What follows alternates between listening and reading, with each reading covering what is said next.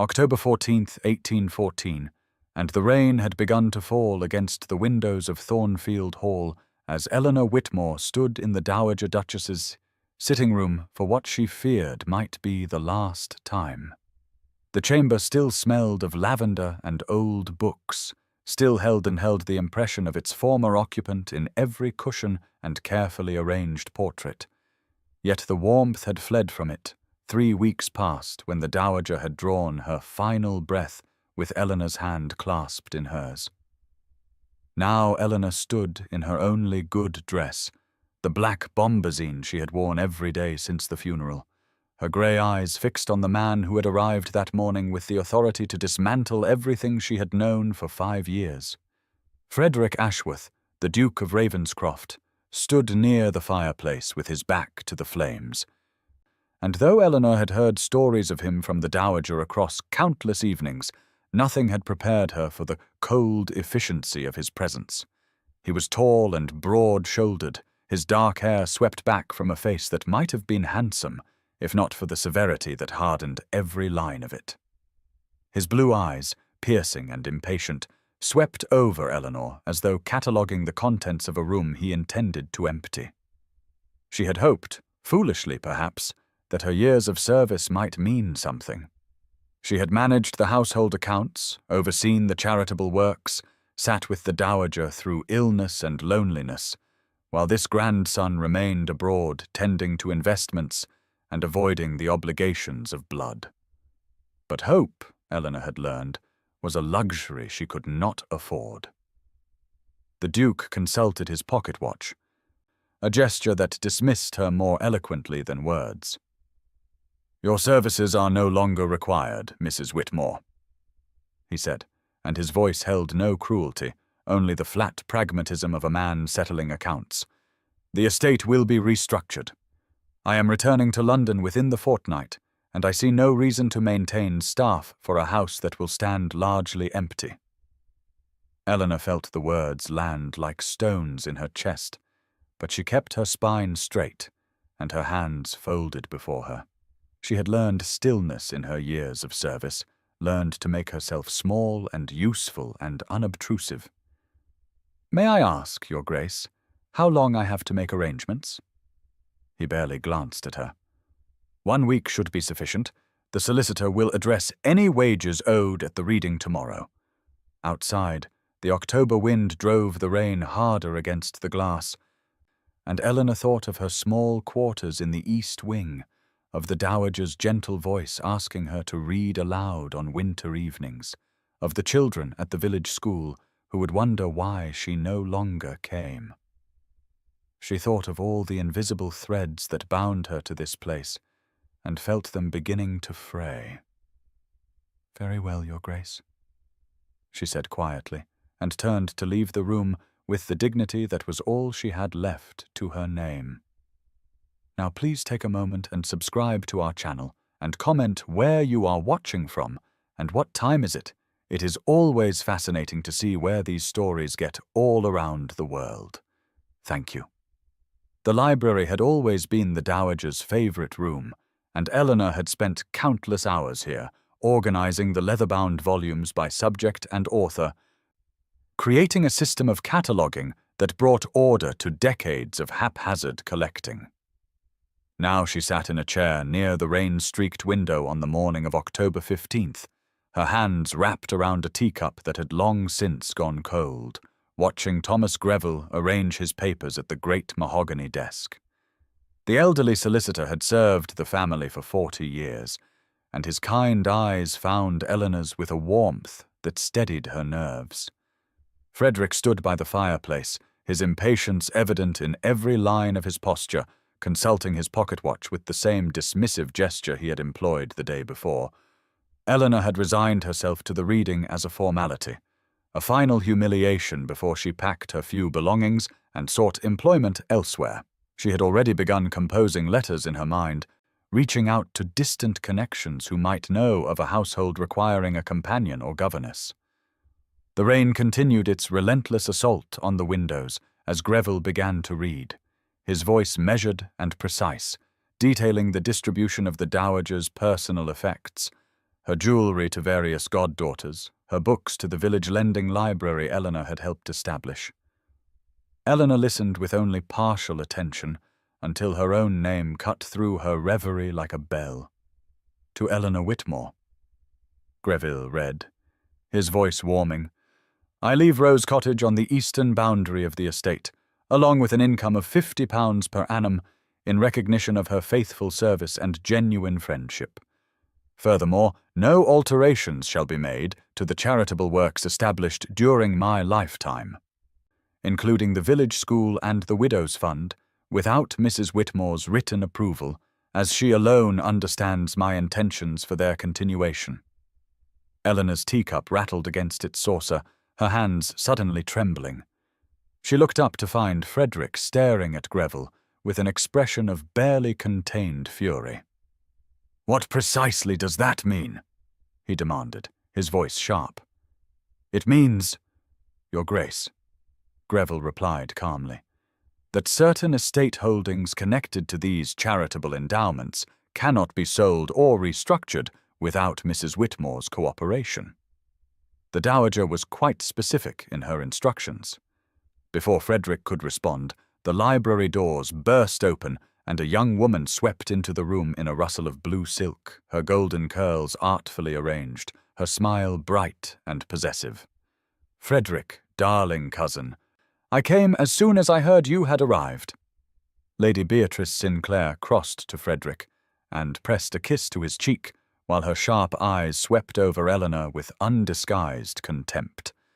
Eleanor felt herself shrinking into her mourning black, her brief moment of hope already curdling into something more complicated. Beatrice's gaze lingered on the will in Greville's hands, and something calculating flickered across her lovely features. Frederick's jaw tightened as he looked from Beatrice to Eleanor, and for the first time since his arrival, Eleanor saw uncertainty in those piercing blue eyes, a crack in his cold efficiency that suggested her fate was no longer quite so simple as a one-week dismissal. Frederick's study bore the musty scent of dust motes drifting through the weak afternoon light that filtered past heavy curtains clearly untouched for years, and Eleanor stood before the massive oak desk, clutching her ledger books to her chest like a shield, as the Duke regarded her with an expression she could not quite decipher. The room spoke of masculine authority in its dark paneling and hunting prints, yet it felt hollow somehow, a space waiting for someone to claim it, and Eleanor wondered if Frederick felt as out of place here as she did. She had spent 3 hours since the will reading preparing her accounts, gathering every record of the charitable works she had managed under the Dowager's direction, determined to demonstrate that she was no scheming opportunist, but simply a woman who had done her duty well. Frederick gestured to the chair across from him with a curt nod, and she sat, arranging the ledgers on the desk between them with hands that remained admirably steady despite the rapid flutter of her pulse. I require an explanation, Mrs. Whitmore, he said, his voice clipped but lacking the dismissive coldness of their first encounter. My grandmother apparently entrusted you with considerable responsibility, and I find myself obligated to understand why. Eleanor opened the first ledger, turning it so he could see the neat columns of figures, the careful accounting of every penny spent on the village school, the Widows' Fund, the Christmas baskets for tenant families. She began to explain the systems she had developed, the ways she had stretched limited resources to serve more families, and as she spoke of the children who now could read and write, of the widows who no longer faced the workhouse, something shifted in her voice. The careful neutrality fell away, replaced by a warmth she could not contain, a passion for work that had given her purpose through 5 years of quiet service. Frederick leaned forward, his blue eyes focused on her face rather than the ledgers, and Eleanor felt a flush rise to her cheeks under the intensity of his scrutiny.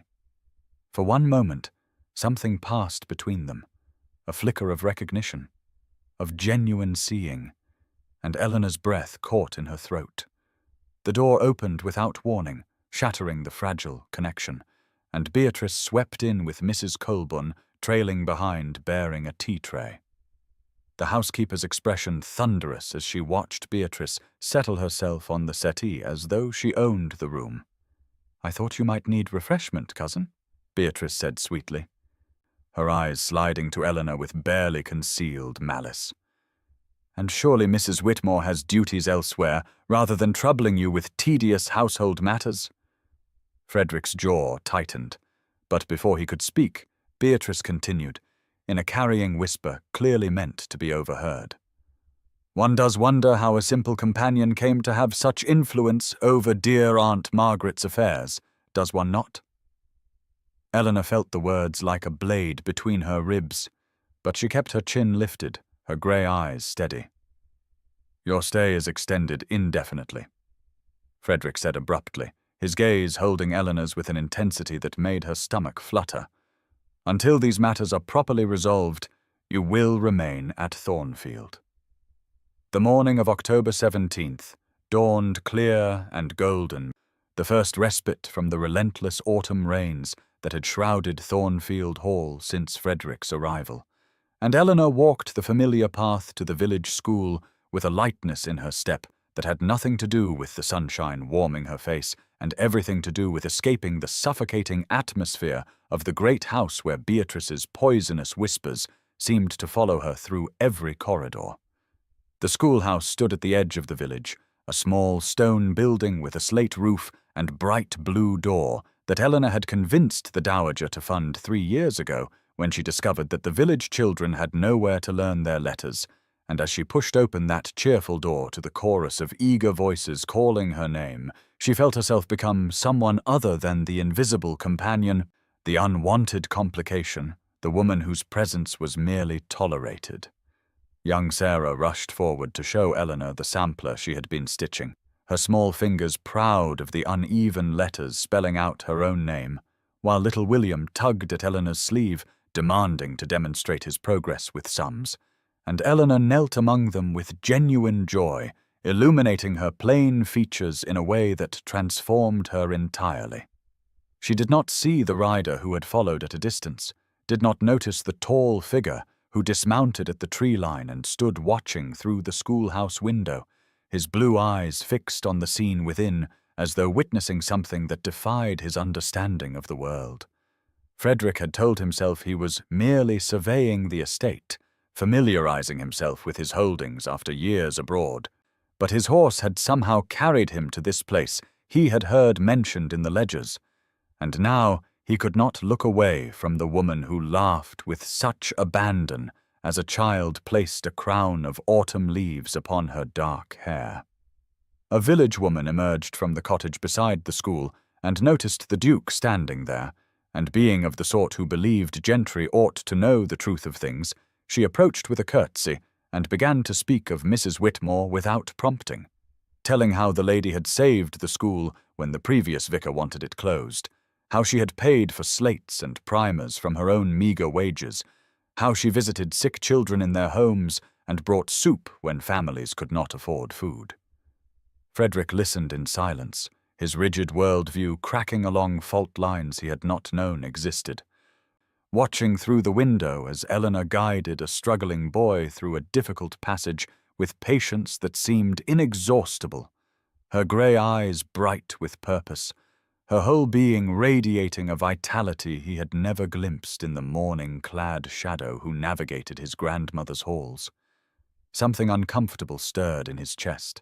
something he could not name and did not wish to examine. And when Eleanor glanced toward the window as though sensing his presence, Frederick stepped back into the shadows of the oaks, retreating to his horse with a confusion that would not settle, carrying with him the image of autumn leaves in dark hair and the sound of children's laughter and the dawning realization that he had gravely misjudged the woman his grandmother had loved. The dining room blazed with candlelight from the twin candelabras that graced the long mahogany table, their flames reflecting off crystal and silver in a display of elegance that only emphasized Eleanor's sense of displacement as she took her seat at the far end, separated from Frederick and Beatrice by what felt like miles of polished wood and unspoken accusations. She had spent the day avoiding both of them, unable to shake the memory of Frederick watching her from the tree line, unable to understand why he had been there or what it meant. And now Beatrice sat resplendent in emerald green silk, with diamonds glittering at her throat, holding court as though she were already mistress of Thornfield Hall. Mrs. Colburn hovered in the doorway, her weathered face creased with concern as she watched Eleanor smooth the worn fabric of her mourning dress, the same black gown she had worn for 4 days now, because she owned nothing else suitable for dining with a duke. The first courses passed in strained silence, broken only by Beatrice's brittle commentary on London society. But Eleanor felt Frederick's gaze returning to her again and again, felt the weight of questions he seemed to be gathering like ammunition. It was over the roast pheasant that Beatrice struck, her voice carrying the false sweetness of poisoned honey as she remarked how curious it was that dear Aunt Margaret had become so dependent on her companion in her final years. How convenient that such dependency had resulted in such generous provisions in the will. Eleanor's fingers tightened around her fork, the thin gold band of her wedding ring catching the candlelight, and she waited for Frederick to join his cousin's insinuation, to complete her humiliation in this room where she had once shared quiet suppers with the dowager who had treated her like a daughter. But Frederick's voice cut through the silence with unexpected sharpness, demanding to know what exactly Beatrice meant by her implications. And suddenly, Eleanor found herself pinned by those piercing blue eyes that demanded truth. She could have deflected, could have retreated into the invisibility that had protected her for so long,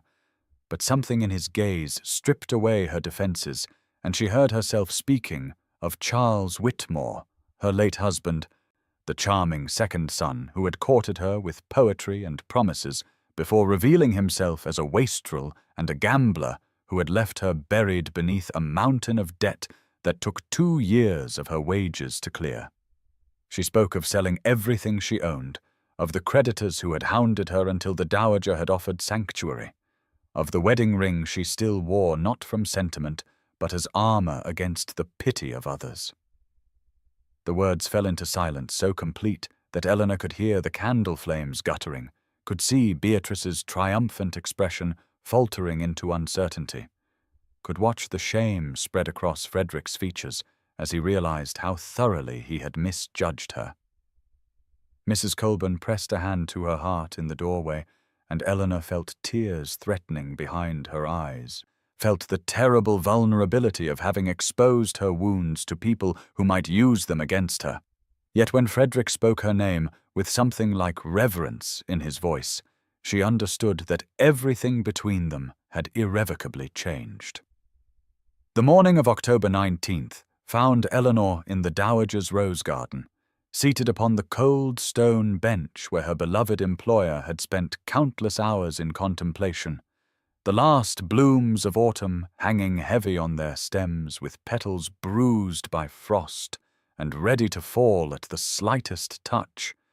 and she had come here to make a decision that had kept her sleepless through the long night hours, turning over the memory of her confession at dinner and the way Frederick's face had transformed from accusation to something she dared not name. She was considering leaving. Despite the cottage promised in the will, despite the school that needed her, because the weight of Beatrice's campaign and her own exposed vulnerability had become unbearable, and she could not spend another day in a house where her wounds had been laid bare for examination by those who might use them as weapons. The crunch of boots on the gravel path made her stiffen, and she did not turn even when she recognized Frederick's tall shadow falling across the dying roses, even when he cleared his throat with an uncertainty she had never heard from him before. He asked if he might sit, his voice stripped of its usual command, and when she nodded without speaking, he lowered himself onto the bench beside her, close enough that she could feel the warmth of him against the October chill.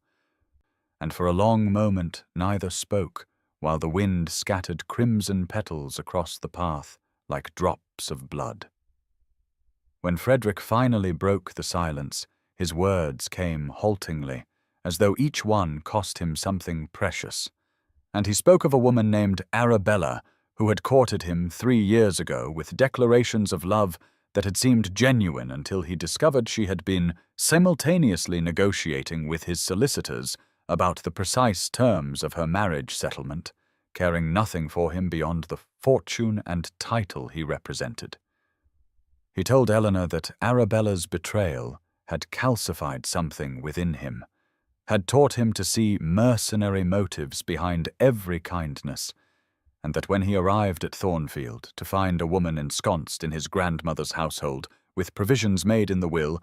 he had assumed the worst, because assuming the worst had become his only protection against being fooled again. His hands were restless as he spoke, those capable fingers that Eleanor had noticed despite herself, and when he turned to face her, his blue eyes held none of their usual frost, only a raw remorse that made her breath catch in her throat. He said he had been wrong about her, utterly and unforgivably wrong, and that her dignity in the face of his accusations had shamed him more than any rebuke could have done. And then his hand reached toward hers where it rested on the cold stone, his fingers brushing against hers with a gentleness that sent warmth flooding through her despite the autumn chill. He asked her to stay, not as an obligation or a business arrangement, but because he wished to know the grandmother he had neglected through the eyes of the woman who had loved her. And Eleanor felt the tears she had been fighting gather in her grey eyes as she whispered that she would stay, feeling something fragile and frightening, taking root in the space between them where their hands nearly touched. The afternoon of October 21st arrived wrapped in grey mist and steady rain that streaked the library windows and made the fire in the great stone hearth seem all the more precious, its amber light casting dancing shadows across the walls of books that Eleanor had organized and loved for 5 years. And she sat now in the leather chair that had been the dowager's favorite, while Frederick occupied its twin across from her, close enough that their knees nearly touched when either shifted position. And between them on the small table lay a bundle of letters tied with faded blue ribbon that Eleanor had retrieved from the rosewood box in her chambers, where she kept the few treasures of her years at Thornfield Hall. Neither of them had mentioned that this was the 7th day, that by Frederick's original decree she should have been gone by now with her modest trunk packed and her future uncertain. And the silence on that subject felt like a shared secret, an unspoken agreement that something had changed between them that made such calculations irrelevant. Frederick held one of the letters in his hands, his grandmother's elegant script flowing across yellowed paper, and Eleanor watched his face as he read words written 10 years ago when he had been a young man of 22 making his first journey abroad. Words that spoke of pride and love and a grandmother's fierce hope for the grandson who carried her late husband's eyes. She saw the moment when understanding struck him, saw the way his throat moved as he swallowed against emotion, saw the slight tremor in those capable hands that had touched hers so briefly in the garden 2 days before. He looked up, and his blue eyes were no longer piercing but raw, and he asked why his grandmother had never sent these letters, why she had written of her love, and then locked the words away unsent. And Eleanor told him gently that the dowager had feared rejection, had feared that her ambitious grandson would find her sentimentality tiresome, had chosen to love him silently rather than risk having that love dismissed. The fire crackled and popped in the silence that followed, and Frederick's voice was rough when he spoke again, confessing that he had written to her perhaps 6 times in 10 years, brief business-like reports that gave nothing of himself, and that he had told himself she would not want to be troubled with his concerns, when the truth was he had been too proud to admit he was lonely, too armored to reach across the distance for the comfort she would have freely given. Eleanor found herself leaning toward him, her hand extending of its own accord to rest upon his arm, and she felt the warmth of him through the fine wool of his coat as she told him that the dowager had kept every one of those letters in her bedside drawer, that she had read them so often the paper had grown soft as cloth, that she had died knowing her grandson loved her even if he had never found the words to say it. Their eyes held, and the rain whispered against the windows, and the space between them seemed to shrink until Eleanor could see the gold flecks in his blue irises, could feel the moment building toward something inevitable. And then the library door burst open, and Beatrice swept in with triumph blazing in her smile, announcing that the carriages from London had arrived.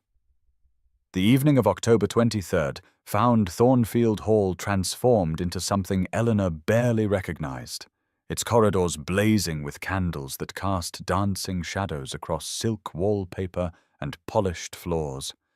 its drawing-room filled with the rustle of expensive fabrics and the tinkling laughter of women who had never known a moment of uncertainty about their place in the world, and Eleanor stood near the doorway in her only evening dress of modest grey silk, watching the spectacle unfold while feeling herself fade into invisibility with each passing moment. Beatrice had worked swiftly in the 2 days since the London carriages arrived, filling the house with 4 eligible young ladies and their ambitious mothers, with gentlemen seeking sport and gossip, with all the glittering machinery of society that existed to remind women like Eleanor exactly where they did not belong. The pianoforte sang beneath the fingers of Lady Sophia Montague, a golden-haired beauty of perhaps 20 years, whose dowry was rumoured to exceed £30,000, and whose tinkling laugh seemed designed to draw Frederick's attention across the crowded room. And Eleanor watched him stand beside her at the instrument, his dark head inclined toward her fair one, and felt something sharp twist beneath her ribs that she refused to name as jealousy. She had been given no choice but to serve as hostess by necessity, for Mrs. Colborne had whispered urgently that someone must manage the household arrangements, and Beatrice could not be troubled with such mundane concerns as bedroom assignments and dinner menus, and so Eleanor moved through the evening like a ghost, ensuring wineglass were filled and fires were stoked, while the London ladies looked through her as though she were part of the furniture. Frederick's eyes found hers twice across the crowded room, and each time she saw something in his gaze that made her breath catch, a frustration that mirrored her own, a longing that seemed to reach across the space between them, but then someone would claim his attention, and Eleanor would turn away, reminding herself that the intimacy of the library had been an illusion born of firelight and shared grief. It was during the second course of dinner that Lord Philip Hastings appeared at her elbow, a gentleman of perhaps 45 years, with kind brown eyes and silver threading through his dark hair, and when he asked if she might do him the honour of sitting beside him, Eleanor startled so visibly that Mrs. Colborne, watching from the doorway, pressed a hand to her heart. Lord Hastings spoke to her as though she were a person worthy of conversation rather than a servant to be overlooked, asking about the school she ran, about the late dowager whom he had known and admired, about her thoughts on matters that no one had sought her opinion on in years, and across the table Eleanor felt the weight of Frederick's gaze upon them, felt the sudden tension radiating from his rigid posture as he watched another man offer her the attention and respect that society said she did not deserve, and she wondered if she had imagined the connection growing between them, or if it had been real and was now being buried beneath the avalanche of eligible beauty that Beatrice had so cleverly arranged. The midnight hour of October 24th found Eleanor descending the servants' staircase with a single candle clutched in trembling fingers, her dark hair unbound and falling past her shoulders in waves she had not troubled to braid. Her feet bare beneath the hem of her worn dressing gown because sleep had proven impossible, and the walls of her small chamber had seemed to press closer with each passing hour until she could not breathe for thinking of Frederick standing beside Lady Sophia at the pianoforte, his dark head inclined toward her golden curls, his attention claimed by beauty and breeding and everything Eleanor was not, The library called to her as it always did in moments of distress, promising the comfort of familiar books and the lingering presence of the dowager who had loved this room. And Eleanor pushed open the heavy oak door, expecting solitude, only to find Frederick standing before the dying fire in his shirt sleeves, his cravat abandoned, his dark hair disheveled as though he had been running his hands through it in frustration. And when he turned at her soft gasp, his blue eyes widened at the sight of her, informal and vulnerable in ways she had never allowed him to see. They stood frozen for a moment that stretched between them like spun glass, fragile and shimmering with possibility. And then Frederick spoke her name in a voice roughened by something that sounded almost like relief, and Eleanor found herself stepping into the room rather than fleeing as propriety demanded. He confessed that he could not sleep for the chatter echoing in his head, the endless scheming and matchmaking and expectations that had followed him from London like a plague. And Eleanor surprised herself by admitting that she had once dreamed of more than survival, had once believed she might have a life filled with purpose and perhaps even love before her husband's debts and death had taught her that dreams were luxuries she could not afford. Frederick moved closer as she spoke, drawn by her honesty as a moth to flame, and Eleanor watched the firelight play across features that had softened in these midnight hours into something approaching tenderness, something that made her heart beat faster, even as her mind whispered warnings about the foolishness of hoping. He asked what she had dreamed of, this woman who managed estates and taught children and made herself indispensable while expecting nothing, and Eleanor found herself telling him about the girl she had been at 17, full of romantic notions and literary ambitions, before reality had carved away everything soft and left only the practical creature who stood before him now.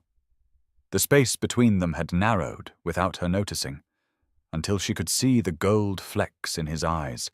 could smell sandalwood, and something uniquely him, could feel the warmth radiating from his body as his hand rose slowly toward her face, and Eleanor's breath caught as his fingertips brushed her cheek with devastating gentleness, as his head lowered toward hers as the moment trembled on the edge of something irreversible. And then the clock began striking 1, and footsteps echoed in the hallway beyond, and they sprang apart like guilty children. But not before Eleanor saw in his eyes a promise that this was not over, that whatever had kindled between them in this midnight library would not be so easily extinguished.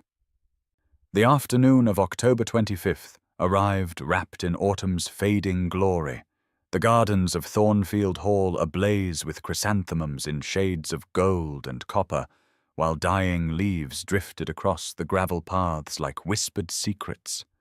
and Eleanor walked beside Lord Philip Hastings, with her hands clasped before her and her mind spinning with confusion, because Frederick had not spoken to her once since their midnight encounter in the library, had avoided her gaze at breakfast, had turned away when she entered rooms, as though the almost kiss they had shared was something shameful to be forgotten rather than treasured. Lord Hastings was speaking of his estate some 10 miles distant, of the library he had built for his late wife, who had loved books as Eleanor did, of the quiet life he led now that his children were grown and married. And Eleanor tried to attend to his words, because he was kind and genuine, and looked at her as though she were worthy of attention. But her treacherous heart kept pulling her gaze toward the windows of Thornfield Hall, where she imagined Frederick watching, though she told herself she was foolish to hope he cared enough to look. She did not know that Frederick stood at his study window with his hands clenched so tightly on the sill that his knuckles had gone white, watching every step Lord Hastings took beside her, every inclination of the older man's head toward hers, every smile that crossed Eleanor's face in response to whatever pleasant things this respectable widower was saying, and that something dark and desperate was clawing at his chest because he had spent the morning listening to Beatrice extol the virtues of Lady Sophia Montague while his thoughts remained fixed on grey eyes and dark hair, and the way Eleanor had trembled when his fingers brushed her cheek. Lord Hastings stopped beneath an ancient oak whose leaves had turned to flame, and Eleanor stopped beside him. And when he turned to face her with earnest kindness in his brown eyes, she knew, before he spoke what words were coming, knew that this good man was about to offer her something she had never expected to receive again, the chance at respectability and companionship, and perhaps even contentment with someone who saw her value clearly. He spoke of admiration grown over the years of their acquaintance through the dowager, of loneliness that matched her own, of a courtship conducted properly if she would permit him the honor, and Eleanor felt tears prick her eyes because Lord Hastings was offering her everything sensible and nothing she truly wanted, and she could not accept, yet could not quite refuse. So she asked for time to consider, and watched relief and hope war across his weathered features. From the window above, Frederick watched Lord Hastings bow over Eleanor's hand, watched her grey skirts disappear around the hedge as they continued walking, and heard Beatrice's voice behind him suggesting that now would be the perfect moment to announce his intentions toward Lady Sophia, and his jaw tightened with a fury he could barely contain because Eleanor was slipping away and pride was strangling every word he needed to say. The evening of October 26th had stretched interminably through dinner, through stilted conversation and Beatrice's pointed remarks about Lady Sophia's accomplishments and Lord Hastings' gentle inquiries about Eleanor's well-being, and now at 9 o'clock, Eleanor fled toward her chambers in the east wing, with her heart pounding against her ribs, because she could not endure another moment of watching Frederick laugh at something Lady Sophia whispered, could not bear the careful blankness of his expression whenever their eyes accidentally met, could not reconcile the man who had almost kissed her in the midnight library with this distant stranger who seemed determined to pretend she did not exist, and she was so lost in her anguish that she did not hear the footsteps behind her until a hand closed around her elbow and spun her around, and suddenly Frederick was there in the dim hallway with his cravat loosened and his blue eyes blazing with something that looked almost like fury, demanding to know if she intended to accept Hastings, if she planned to leave Thornfield, and marry a man she barely knew simply to escape. And Eleanor stared at him with her grey eyes wide and her dark hair escaping its pins because she could not comprehend what right he had to ask her anything when he had spent 2 days treating her as though their moment in the library had been nothing more than a fever dream, and the anger that rose in her chest was a relief after so many hours of quiet suffering. She asked him what possible concern it could be of his, whether she married Lord Hastings or anyone else, when he had made his preferences perfectly clear by dancing attendance on Lady Sophia and ignoring the woman he had nearly kissed, and Frederick's jaw tightened as he stepped closer, close enough that she could smell sandalwood and see the muscle jumping in his cheek, and his voice emerged rough and raw as he told her that he had ignored her because he could not trust himself to be near her without touching her, without pulling her into his arms and scandalizing every gossip in residence, without declaring to the entire assembled company that Eleanor Whitmore was the only woman in that house worth a moment of his attention. Eleanor's breath caught at his words, at the desperate honesty she could hear beneath the anger, and her own fury gentled into something more dangerous, as she admitted that she had stayed at Thornfield, not because of the cottage or the will or the charitable works, but because of him, because something had shifted between them in the rose garden and the library, and all the small moments since, and Frederick made a sound low in his throat that might have been relief or triumph or prayer as his hands came up to grip her arms through the thin grey silk of her gown, holding her as though she might vanish if he loosened his grasp. And the distant sound of laughter from the drawing-room faded to nothing as they stood together in that shadowed hallway, with truth finally spoken between them. Frederick's hand slid from Eleanor's arms to cradle her face, his thumbs brushing across her cheekbones where tears had begun to trace silver paths through the faint dust of the hallway's shadows. And his voice, when he spoke again, had lost all trace of anger and emerged instead hoarse and broken with an emotion Eleanor had never expected to hear directed at her, telling her that he loved her, that he had been fighting this feeling since the moment she defended herself at dinner with such quiet dignity, since he watched her teaching children in the schoolhouse with sunlight turning her plain features luminous, since she shared his grandmother's letters and made him understand what he had lost through his own stubborn absence. And Eleanor trembled beneath his touch, because these were words she had stopped believing she would ever hear, words her late husband had never spoken with any sincerity. Words that society had taught her were not meant for women like her, with grey eyes instead of blue and ordinary features instead of beauty and a widow's weeds instead of a dowry. And she wanted desperately to believe them, but 5 years of invisibility and a marriage built on charming lies had carved wounds too deep to heal with a single declaration in a darkened corridor. She told him that she was afraid, that men had made her promises before and broken them as easily as breathing, that she could not survive being chosen in passion and discarded in daylight when reason returned. And Frederick made a sound of anguish as he pressed his forehead to hers, their breath mingling in the small space between them, as he swore that this was not impulse, that he had spent 12 days fighting what he knew in his bones to be true because he feared she would never want a man who had treated her so coldly at their first meeting, a man whose broken engagement had left him suspicious and cruel, but that he could not watch her walk into Lord Hastings' life without telling her that his own heart would shatter if she left. Eleanor's fingers rose of their own accord to rest against his chest, where she could feel the rapid thundering of his heart beneath her palm, proof that this composed and distant duke was as undone as she, and she whispered that she needed time to believe him, time to trust that mourning would not bring regret, and society's whispers would not poison what grew between them in shadows, and Frederick nodded against her forehead, his hand still cradling her face as though she were something precious and fragile and worth protecting, promising that he would prove himself to her in whatever way she required, that he would court her properly if she wished, or quietly if she preferred, that he would send every London lady home and dismiss Beatrice's machinations and spend whatever time remained to them at Thornfield, showing her that she was the only woman he wanted. The distant echo of Lady Sophia's bright laugh drifted down the corridor from the drawing-room, a reminder that the world beyond this hallway still existed and still expected Frederick to choose appropriately, and Eleanor stepped back, just as footsteps sounded on the stair,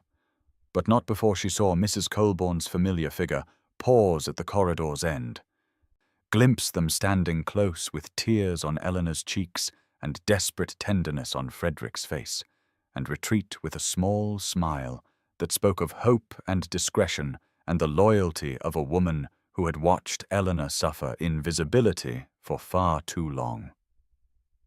The afternoon tea on October 28th unfolded in the drawing-room, with autumn sunlight streaming through tall windows and casting golden patterns across the Aubusson carpet, where Beatrice had arranged her London guests in careful tableau. Lady Sophia Montague, resplendent in rose-pink silk, beside the pianoforte, and the Honourable Miss Chambers perched on the settee with her mother, while Lord Hastings stood near the fireplace, watching Eleanor with gentle concern in his weathered face. And Eleanor herself occupied her customary invisible position near the tea service, where she had spent 2 days pouring cups and passing plates, while her heart held Frederick's whispered promises like fragile glass that might shatter at any moment.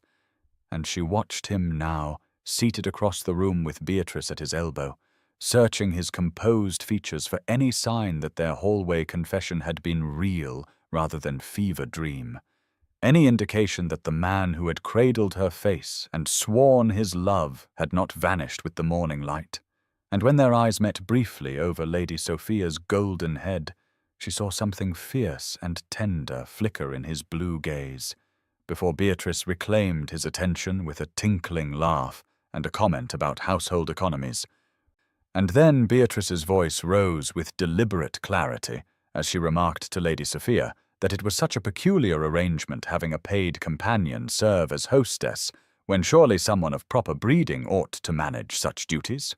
And the London ladies exchanged knowing glances, while Eleanor's cheeks burned and her hands trembled on the teapot. And Beatrice continued with poisonous sweetness that poor dear Mrs. Whitmore had been terribly useful to the dowager, but one did wonder what possible role she imagined for herself, now that proper family had returned to Thornfield, and the silence that followed pressed against Eleanor's chest like a physical weight as she waited for Frederick to look away, to let the moment pass,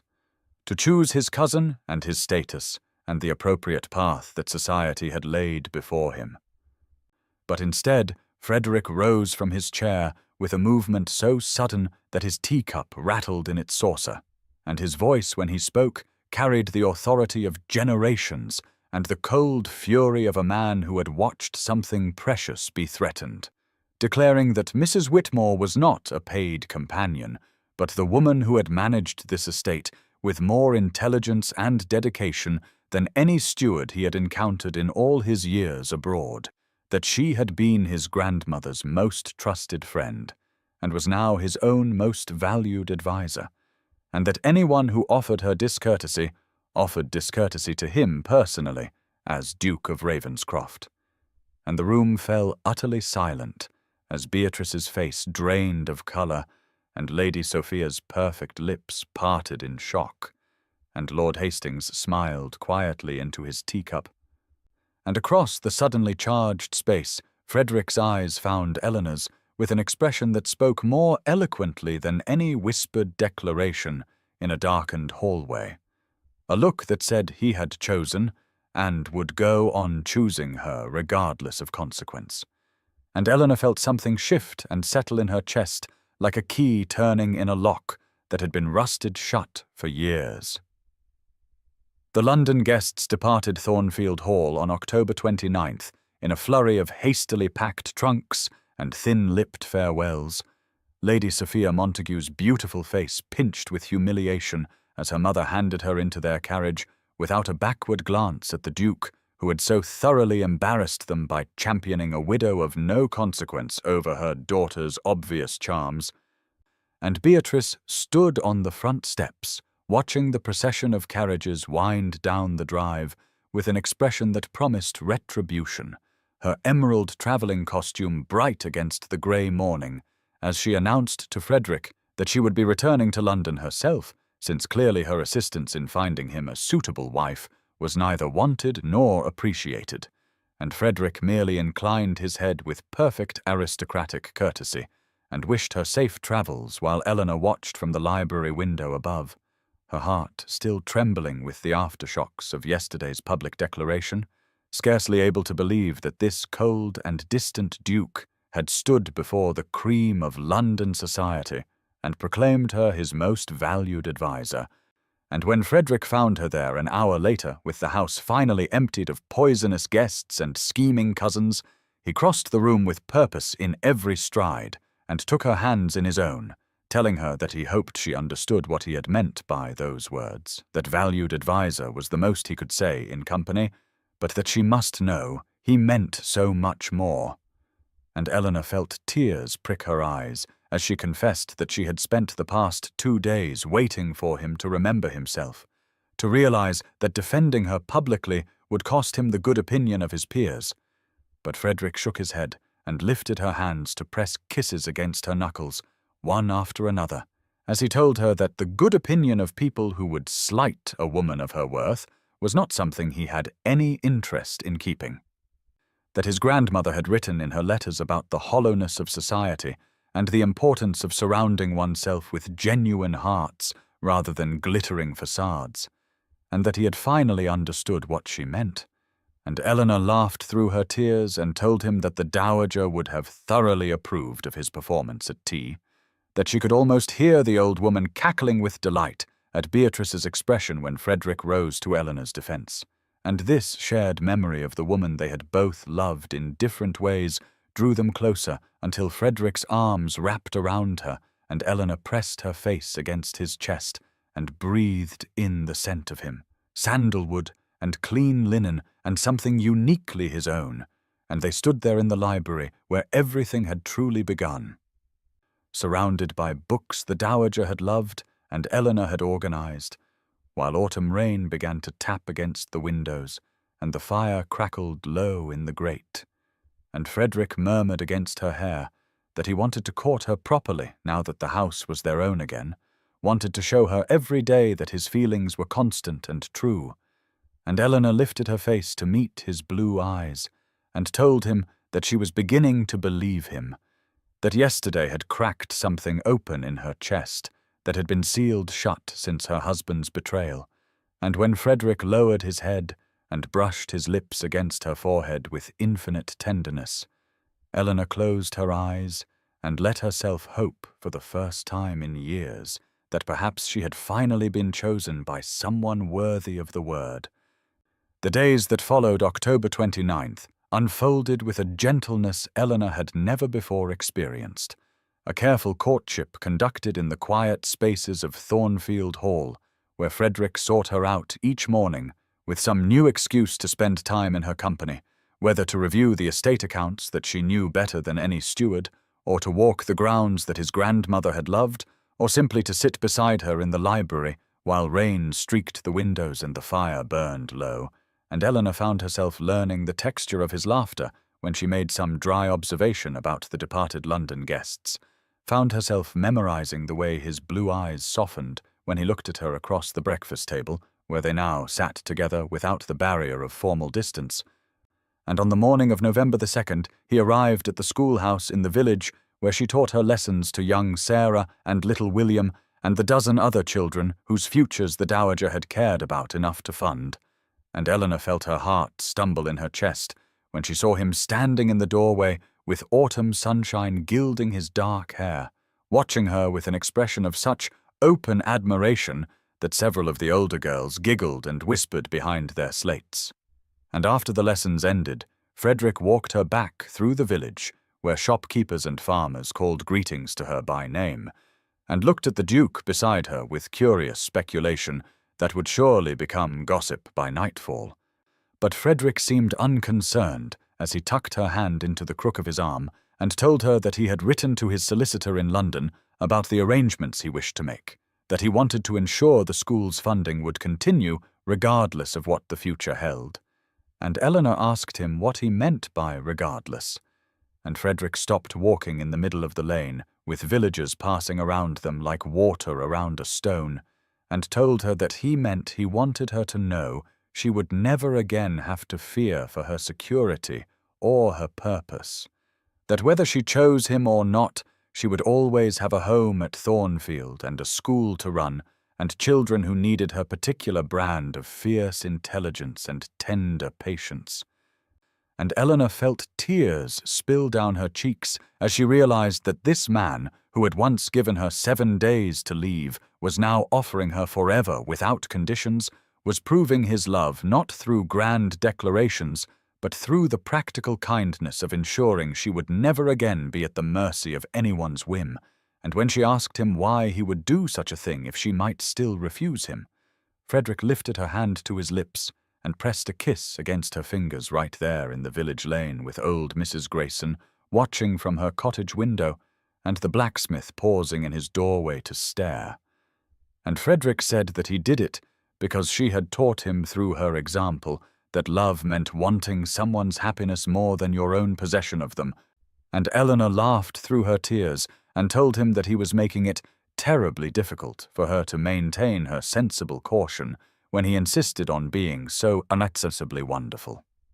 The evening of November 5th brought frost to Thornfield Hall for the first time that autumn, and Eleanor stood at her window watching the gardens transform into silver beneath the rising moon, while her heart beat with an anticipation she had long since taught herself to suppress. For Frederick had asked her that morning if she would join him for dinner in the small dining room rather than the formal one where they had taken their meals since the guests departed, and the intimacy implied in that request had stolen her breath and left her fumbling for words until she managed a simple yes that made his blue eyes warm with something that looked remarkably like joy.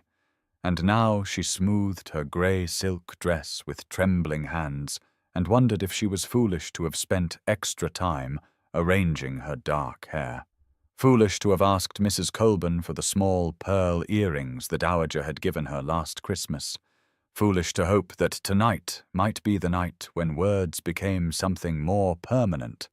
But when she descended the stairs and found Frederick waiting at the bottom with a single autumn rose in his hand and an expression of such tender nervousness that it transformed his stern features entirely, Eleanor felt the last of her carefully constructed walls begin to crumble. And he offered her his arm and led her to the small dining room where candles flickered on every surface and a fire blazed in the hearth, and the table was set for two with the Dowager's best china that Eleanor had so carefully catalogued in those first lonely weeks after her death. And Frederick held her chair and poured her wine,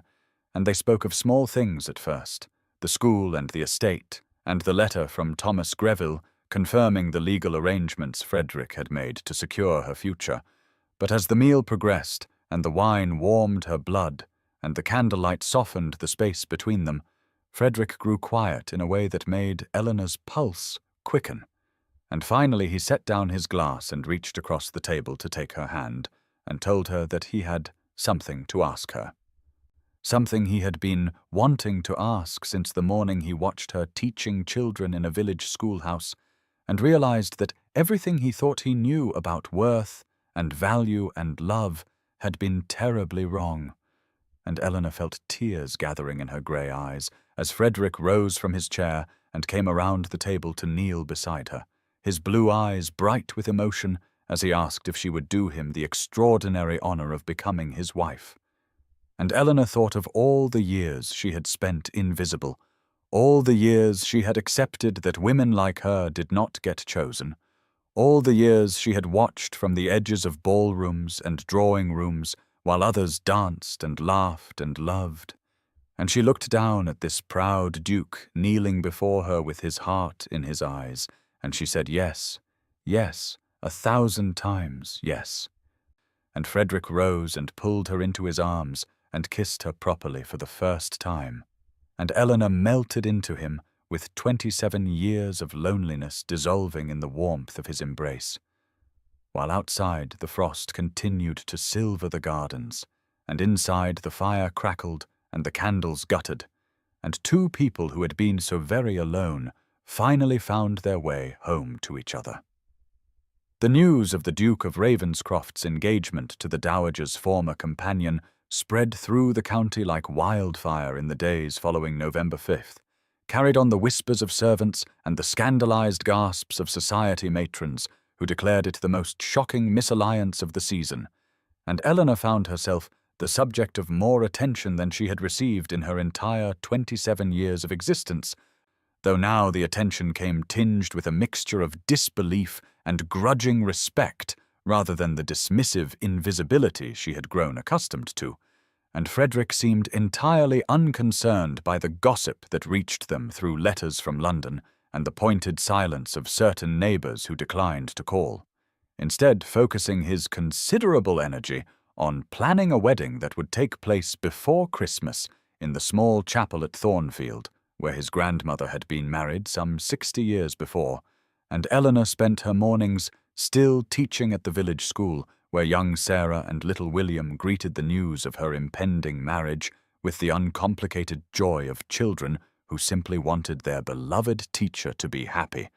and her afternoons walking the frost-touched gardens with Frederick, while they discussed the future of the estate and the expansion of the school and the charitable works that Eleanor would now oversee, not as a dependent companion, but as the Duchess of Ravenscroft, a title that still felt foreign on her tongue when she whispered it to herself in the privacy of her chamber. And on the morning of November the 12th, a letter arrived from Lady Beatrice Sinclair, who had retreated to London in fury after Frederick's proposal became known, a letter filled with veiled threats about society's memory and the doors that would be closed to a duke who married so far beneath him. And Eleanor's hands trembled as she read it until Frederick gently took the paper from her fingers and fed it to the library fire without reading past the first line, telling her that his cousin's opinions meant less than nothing to him, and that any door closed to his wife was a door he had no wish to enter. And Eleanor felt tears prick her grey eyes at the fierce protectiveness in his voice, at the way he said his wife as though the words were a vow he had already made in his heart.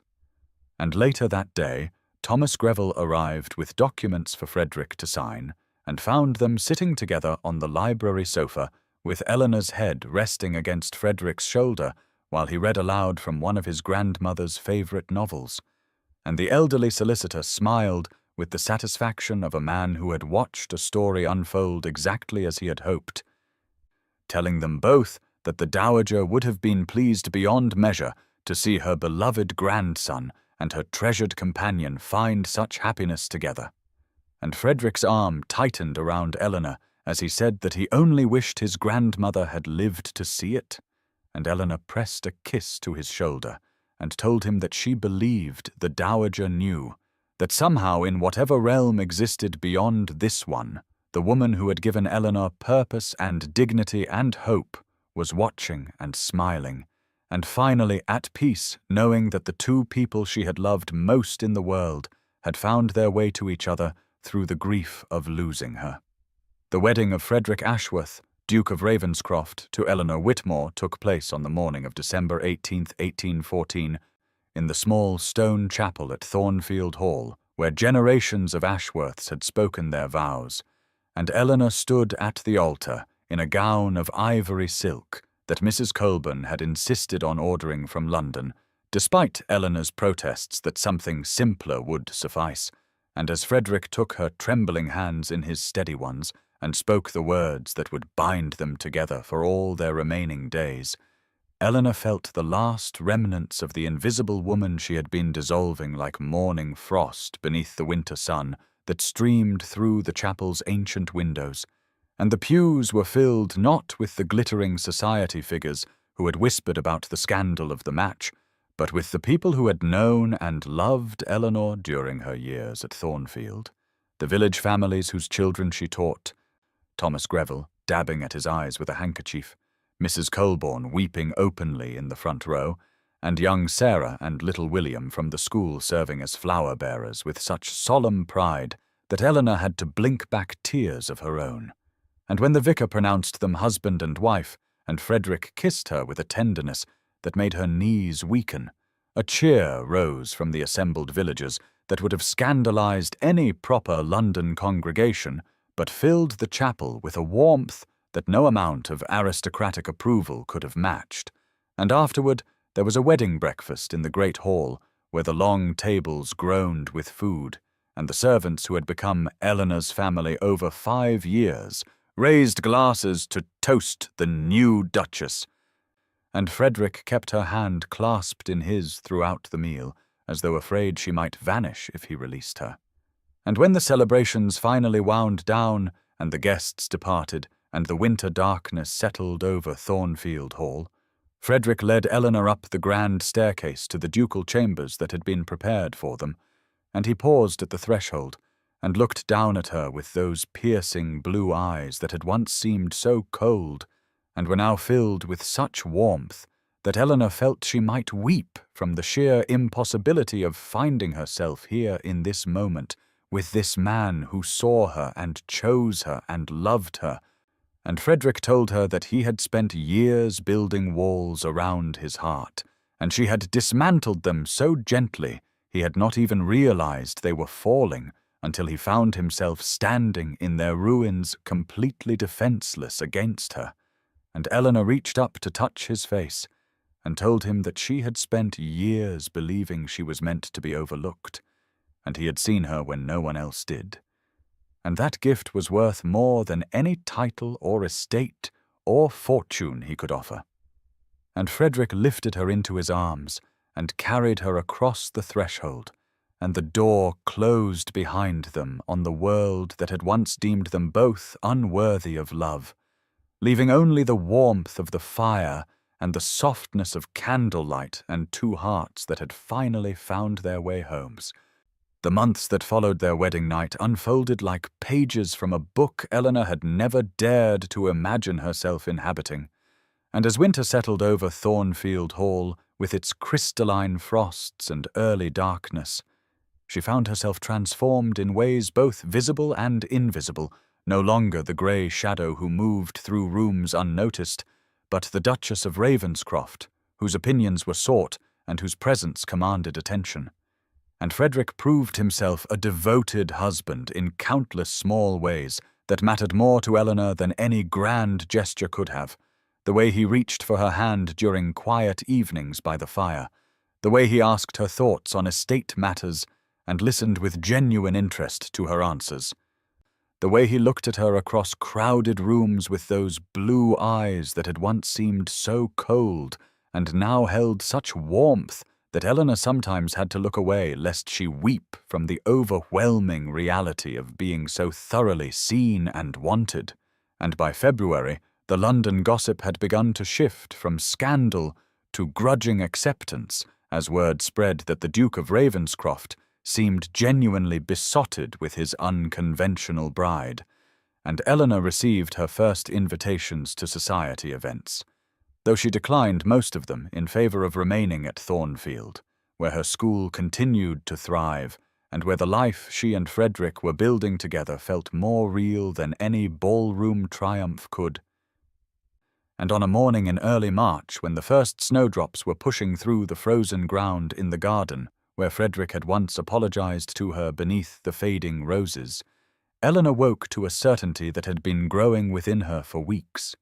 a suspicion that became confirmed when the physician arrived from the village and examined her with kind efficiency before pronouncing what she had already known in her heart, that she was with child. And Eleanor sat very still after the physician departed, her hands pressed to her still flat stomach, tears streaming down her cheeks as she contemplated the miracle of carrying Frederick's heir, the continuation of the Ashworth line that would grow within her body as proof of their love.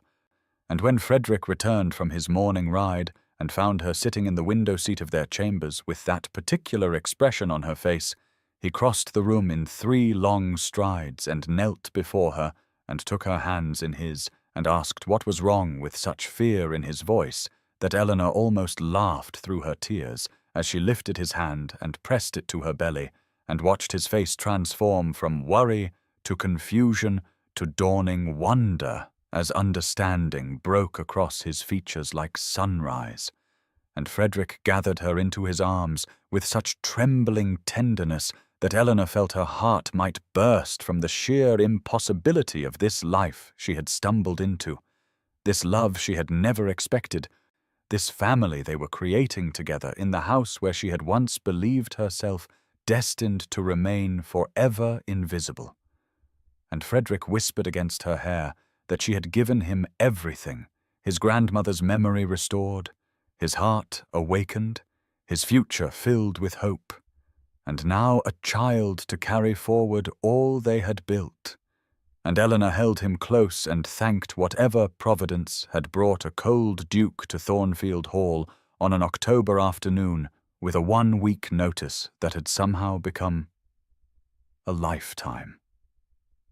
The summer of 1815 arrived at Thornfield Hall with roses blooming in profusion along the garden walls and the promise of new life swelling within Eleanor's body. And on a warm afternoon in late July, when the windows stood open to catch whatever breeze might stir the heavy air, Eleanor brought their daughter into the world with Frederick pacing the corridor outside their chambers, despite Mrs. Colborne's repeated assurances that all was progressing as it should. And when the midwife finally placed the squalling infant in Eleanor's arms, and Frederick was permitted to enter, he crossed the room with such trembling reverence that Eleanor felt tears spilling down her cheeks as she watched this man who had once dismissed her with a 1-week notice now gazing upon their child as though she had handed him the very stars from the sky, and they named her Catherine after Frederick's grandmother, the Dowager Duchess whose death had brought them together, and whose love had shaped them both in ways they were only beginning to understand. And little Catherine grew into a child of remarkable spirit, with her father's blue eyes and her mother's thoughtful nature. And Eleanor watched her daughter toddle through the halls of Thornfield Hall with the absolute certainty that she belonged there, a confidence Eleanor herself had never possessed until Frederick had seen past her invisibility and chosen her above all others. And the years that followed brought more children, a son named William, who inherited his mother's love of books and his father's determination, and another daughter named Rose, who filled the house with laughter and mischief. And Eleanor found herself transformed into the mistress of a great estate, the beloved wife of a duke, the mother of 3 beautiful children, a woman so far removed from the grieving widow in mourning black who had stood in the dowager's sitting room awaiting dismissal that she sometimes caught glimpses of herself in mirrors and marveled at the stranger who looked back with such contentment in her grey eyes. And Frederick never ceased in his devotion, never allowed a day to pass without some gesture that reminded Eleanor she was seen and cherished and wanted. And the village school continued to thrive under Eleanor's guidance, with young Sarah and little William now grown into teachers themselves who carried forward the legacy she had built. And Thomas Greville lived long enough to see Catherine take her first steps, and declared with tears in his rheumy eyes that the dowager would have been so proud of the family her final wishes had helped create. And Mrs. Colburn ruled the household with gentle efficiency and spoiled the children shamelessly, and never let anyone forget that she had known from the very beginning that the Duke and the companion were meant for each other. And on summer evenings, when the light lingered long over the gardens, where Frederick had once apologized beneath the roses, Eleanor would sit with her husband on the stone bench and watch their children play, and marvel at the extraordinary journey that had brought them from strangers to soul-mates, from a 1-week notice to a lifetime of love, from invisibility to being seen so completely that Eleanor sometimes wondered how she had ever believed herself capable of surviving without this man who had dismantled her defenses as surely as she had dismantled his.